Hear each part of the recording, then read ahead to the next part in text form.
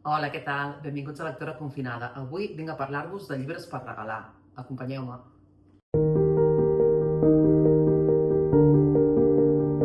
A veure, inicialment la idea no és llibres per regalar, això m'ho he tret jo de la màniga una mica. La idea era un book tag que vaig treure d'un altre canal de YouTube de la Laura de Luna Books, que estava basat en un book tag d'un compte d'Instagram que es diu Books of the City. Crec que ho tinc ben apuntat, us ho posaré per aquí perquè a vegades vaig copiar-ho i ara no sé si vaig copiar bé, però crec que és així, Books of the City.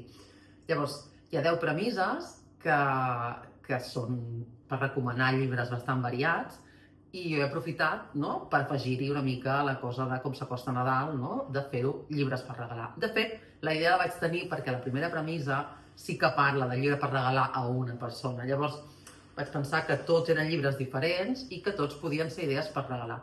Per regalar o per regalar-vos a vosaltres mateixos. Vull dir, al final, el de regalar és, no? Dic regalar, però no dic aquí. Per tant, pot ser un autoregal perfectament. La primera premissa d'aquest book tag, d'aquesta idea de llibres per... El book tag original es diu llibres per, libros para, perquè era un conte en castellà, llavors per això dic jo el dels regals. La primera premissa, que dic que sí que parla de regal, diu un llibre per regalar a una persona molt lectora i sorprendre-la. A mi això em sembla superdifícil, perquè evidentment una persona molt lectora és molt difícil sorprendre-la. Pregunteu-li a la gent que intenta regalar-me llibres a mi, no?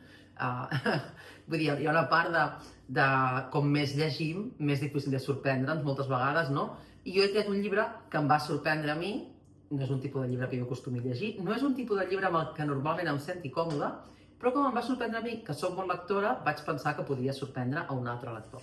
I es tracta de Canto jo i la muntanya balla. Ja entenc que és un llibre que no agradarà a tothom, jo crec que és un llibre molt d'extrems, hi ha gent que li ha agradat molt, a mi em va agradar molt, hi ha gent que no li ha agradat gens, jo crec que hi ha un punt així que és difícil que sigui un llibre que tingui terme mig. És un llibre totalment diferent al que acostumo a llegir, ja està ambientat a la muntanya, hi ha molt de realisme màgic, parlen les pedres, parlen els rius, no? Llavors és una història que crec que cal endinsar-s'hi molt per entendre-la, i per entrar-hi de veritat. O sigui, perquè ens arribi de veritat la història, crec que cal ficar-nos-hi de ple, i que no ens faci mandra o que no ens costi el fet de creure'ns la part aquesta més màgica, que us dic que les pedres parlen, de tots aquests elements de la natura que també parlen a la història. Però per mi és una història molt bonica, molt sorprenent, com us deia, i que recomano molt si voleu sorprendre algú o si us voleu sorprendre vosaltres mateixos.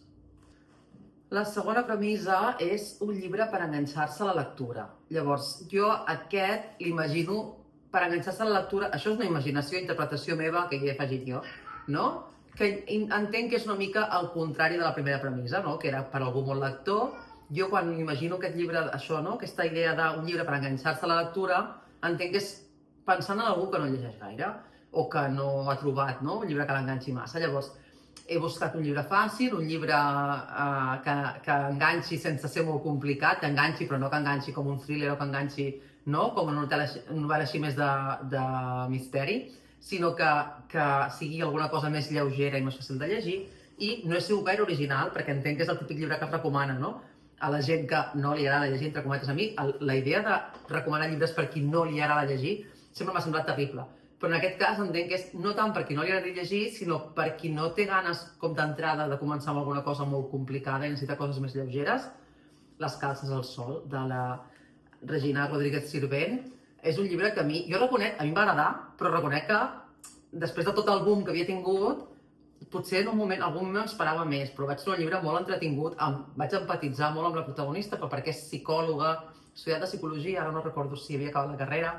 Llavors em vaig identificar bastant amb ella amb el tema aquest d'acabar la carrera i ara què, una mica, ara què faig amb la meva vida? Vale, tinc un títol de psicologia, però vull ser psicòloga, La protagonista, quan acaba la carrera, se'n va fer d'au pair als Estats Units, així una mica accidentalment, perquè d'entrada ella té la idea d'anar a passar, crec, uns mesos a Nova York, o un estiu, o no sé què, per aprendre anglès, i en realitat se'n va fer d'au pair a Atlanta. Llavors, a partir d'aquí, és una novel·la una mica entre la recerca una mica d'identitat i de projecte vital, i de què faig amb la meva vida, i una mica comèdia d'embolics, també, Llavors, és un llibre molt entretingut, molt fàcil, quasi com mirar una sèrie, Llavors, jo penso que és ideal per a algú que tingui ganes de tornar a llegir. Jo us deia, no és tant per a algú que no li agradi llegir, perquè és que si no t'agrada llegir, no t'agrada llegir, no ho sé. Jo penso, sí que sempre es diu allò que no hi ha persones que no els agradi llegir, sinó que són persones que no han trobat, no? Bueno, jo ja tinc els meus dubtes, jo conec gent que es nega a llegir i punt, i a més és que ja no vol ni intentar, per tant, jo a aquesta persona no li regalaria aquest llibre, òbviament, perquè no voldrà llegir, però persones que, doncs això, que perquè tinguin poc temps, perquè tenen la sensació que no es concentren massa i tal, però tinguin ganes com de que els torni a entrar al coquet una mica de la lectura, jo crec que aquest és un llibre ideal. La tercera premissa diu llibre per curar un cor trencat. A veure, jo no pretenc curar res, sí que a mi la lectura m'ajuda molt a evadir-me de la resta de problemes, de la resta de la vida, o sigui, en realitat, no? Per desconnectar de la feina i de tot, vaja, no? Per entrar en una altra dimensió. Llavors, per curar un cor trencat, home, no recomanaria una història d'amor així, tipus comèdia romàntica, potser, no? Però he pensat que potser la trilogia d'Albons, no? L'Esther Vernon, que són aquests 3 llibres, un estiu per estimar i la vida va d'això i dins del teu record, era una bona cura, no? O una bona recomanació. Per què? Perquè la protagonista d'aquesta història s'ha de curar de moltes coses, tant ella com l'entorn, no? Que l'acompanya. Llavors, jo penso que són 3 llibres on la protagonista fa un procés molt bonic i, com us dic, el seu entorn també. Llavors, no sé si curarà o no curarà un cor trencat, però d'alguna manera potser podem identificar-nos, no? amb la protagonista, i aquesta protagonista ens pot ajudar a veure les coses d'una altra manera. La quarta premissa és un llibre per fer una marató de llibre versus pel·lícula. A veure, jo aquí no seré gaire original, perquè sé que és una pel·lícula que han estrenat fa poc i que és fàcil de relacionar llibre i peli, perquè justament també, no? Se n'ha reeditat, s'ha fet una reedició tant en català com en castellà també recentment. Llavors, es tracta de Frankenstein, de Mary Shelley. Frankenstein jo el tinc en castellà, però també l'ha reeditat, aquí està editat per Nòrdica, però també l'ha reeditat La Magrana en català, vull dir que els que voleu en català també el teniu.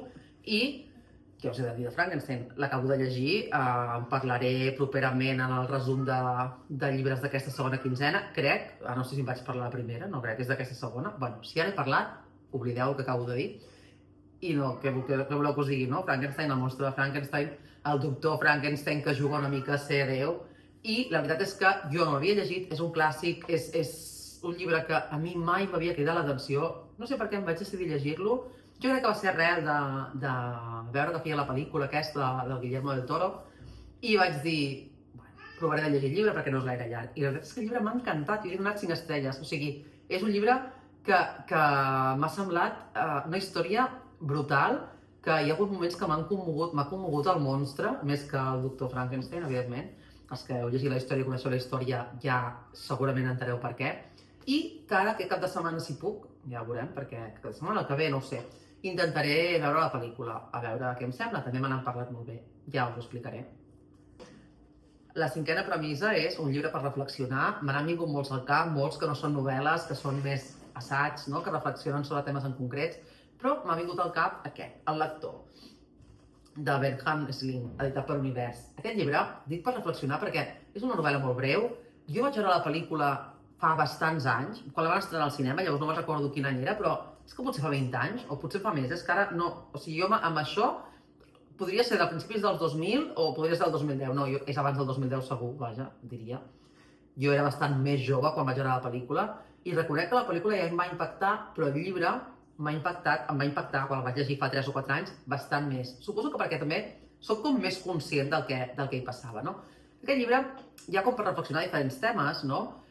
Però hi ha un tema concretament, a part del tema central aquest, vull dir, de la relació central, no? Que és el de la dona adulta que coneix el noi menor d'edat que va a casa seva a llegir-li, perquè ella no sap llegir, i neix com una història, no? D'amor entre ells, una història com bastant, ja us dic que jo a la pel·lícula, bueno, em va xocar més o menys, però probablement, no ho recordo, però jo crec que la diferència d'edat a la pel·lícula segurament era menys, o sigui, s'intentava mostrar menys del que es mostra al llibre, torno al mateix, perquè probablement, no?, el noi molt més jove que la dona i ser menor d'edat i tal, a vegades a nivell de cinema, no? Jo penso ara en Juego de Tronos, quan veia la pel·lícula, la sèrie de Joc de Trons, i un moment que vaig començar un llibre, no els he llegit tots i molt menys, i me'n recordo que els protagonistes tenien 12-13 anys, quan en realitat a la sèrie eren adults, no? O es veien adults. Entenc una mica que no és el mateix, no? Però que sí que té el punt aquest una mica de que potser visualment, no? O cinematogràficament, no? Posar un nano de 13 o 14 anys, és que no recordo si tenia 13, 14, no sé, una dona adulta potser que ha sigut com massa, no? Llavors sí que es veu que és un noi molt jovenet, amb una dona més gran, però no sé si es nota tant la diferència d'edat que hi ha en el llibre realment. Llavors, a part d'això, que ja fa pensar una mica, no?, en quines coses normalitzem de vegades, hi ha una cosa més enllà per reflexionar, que és una mica el paper de la dona, i aquí no vull fer spoiler, però sí que hi ha un paper de la dona en la Segona Guerra Mundial, no? Aquesta dona no sap llegir, però té un paper a la Segona Guerra Mundial. Llavors, hi ha tota una part de les implicacions que té el fet de saber llegir, no saber llegir, d'haver fingit saber, no? Les responsabilitats que té sobre coses que han passat pel fet de desconèixer el que estava passant, no? Jo amb això, la veritat és que és una història que em va fer pensar molt. Llavors, no sé, m'ha vingut al cap i he pensat que, com és un llibre que fa molt temps que no el recomano, era un bon moment per recomanar-lo.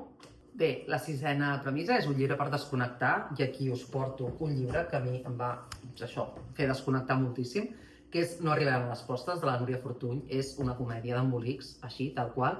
Jo l'anava llegint i pensava, ja us n'he parlat en algun moment d'aquest llibre, pensava, mare meva, què més passarà en aquesta història, no? Però és que realment vaig entrar tant en la dinàmica del sopar que hi ha, no? Aquest que no arribarem a les postres, que gairebé jo ja era un personatge més del sopar, llavors em vaig ficar molt a dins de la història i vaig desconnectar totalment. Per tant, si li voleu regalar algú que no tingui gaire ganes de pensar, com us deia abans el de les calces al sol, però en aquest cas, el de les calces al sol és un altre tipus d'història, no? Això és una història que gairebé és com veure, jo li vaig dir a la Núria Fortuny quan la vaig llegir, i crec que no he sigut l'única, que em semblava com un llibre com molt fàcil de fer al teatre, per exemple, no? Una obra de teatre d'aquestes d'embolics, un sopar d'amics, no? Que es va com complicant, que comencen a parlar de coses que es van com embolicant cada vegada més, no? Tergiversant altres coses.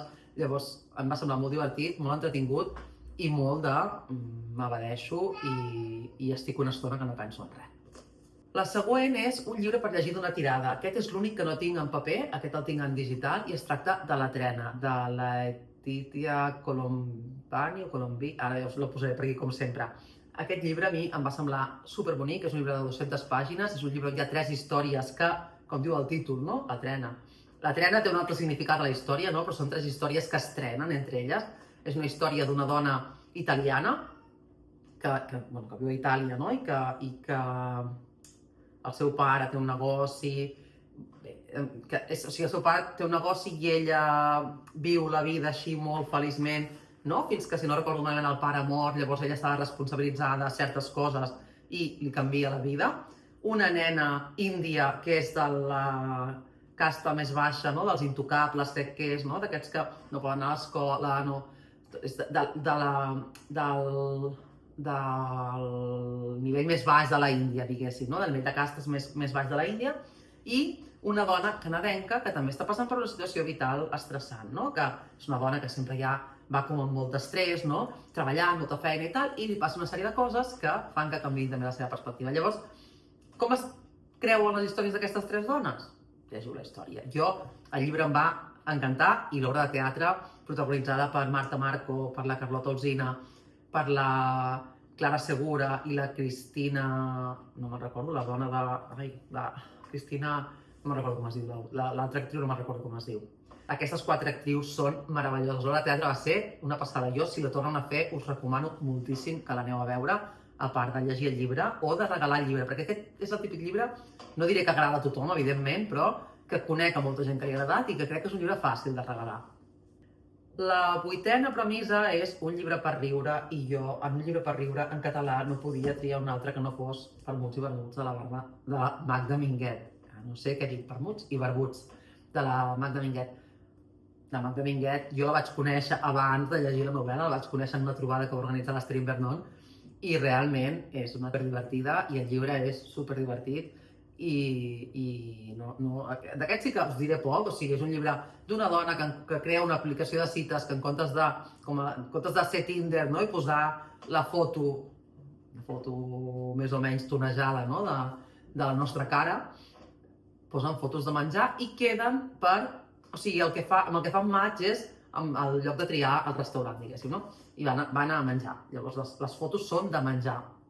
És una idea molt original, és una idea que jo l'he parlat amb gent, no? Diu, mira, a mi aquesta aplicació m'interessaria. I la veritat és que li he deixat a bastanta gent i tothom ha rigut molt amb aquesta història.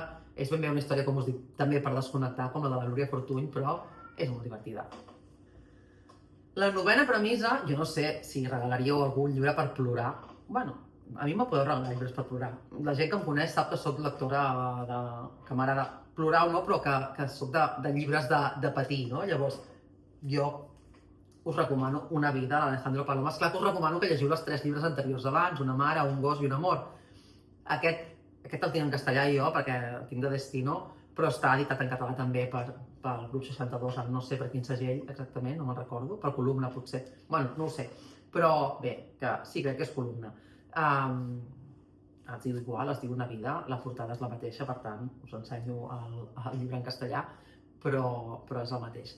És un llibre que tanca la història de l'Amàlia, no? Jo no sé si heu llegit Una mare, per exemple, d'Alejandro Palomas. A mi Una mare em va agradar moltíssim, bueno, m'han agradat molt tots. Jo us diria que els que m'han agradat més van ser Una mare i l'últim, Una vida. M'han agradat tots 4, però és veritat que potser el primer i l'últim, no?, han sigut els més emotius. Llavors jo amb aquest vaig plorar, o sigui, jo us podria posar aquest mateix llibre o el d'Una mare a la categoria anterior, a la de llibre per riure, perquè realment jo amb l'Amàlia he rigut molt, però Una vida és el final d'aquesta història de l'Amàlia, llavors ja us podeu imaginar que tot plegat és bastant més dramàtic. Per tant, llibre per plorar, Una vida, de l'Alejandro Palomas. I per últim, un llibre per comentar en un club de lectura. I no sóc gaire original, perquè és un club de lectura de fa... És igual que amb el Frankenstein, no?, que dic que és un llibre que acabo de llegir ara i una pel·li que vull veure ara, amb el club de lectura em passa el mateix. La setmana passada vam comentar amb el club de lectura organitzat per l'Agnès de Llegir per Viure, d'Instagram, vam anar a prendre alguna cosa, no?, i vam comentar amb l'autora, amb la Montse Albets, el llibre Només terra, només pluja, només fam. Aquest llibre a mi m'ha semblat brutal. La veritat és que, bueno, jo d'aquest sí que us en vaig parlar ja en el vídeo de la primera quinzena de novembre. És un llibre que vaig llegir d'una tirada, pràcticament, o sigui, m'hagués entrat a la categoria també de llibres per llegir d'una tirada.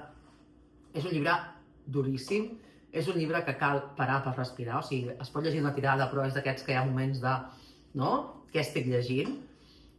Però és un llibre preciós. Llavors, comentar-lo al club de lectura és un llibre curtet, però ens va donar tant de joc per comentar, vam estar, no sé, vam estar 1 hora i mitja, perquè algú se n'havia d'anar, però jo crec que haguéssim pogut seguir parlant, bueno, unes quantes ens han quedat després encara parlant més, no?, però així amb l'autora vam estar ben bé 1 hora i mitja. La veritat és que la Montse Albets és encantadora, va estar superdisposada a explicar-nos tot el procés creatiu de la novel·la, no?, tot en què s'havia inspirat, no?, què li havien provocat els personatges, com havien sorgit aquests personatges, no? Llavors, és que és un llibre que jo no em cansaré de recomanar, que ha sigut una de les meves millors lectures d'aquest any i que per comentar-lo en un club de lectura crec que és ideal. Bé, fins aquí les recomanacions per regalar, no regalar, regalar-vos a vosaltres el que vulgueu, però les meves 10 recomanacions d'avui són aquestes. Ens veiem en el proper vídeo.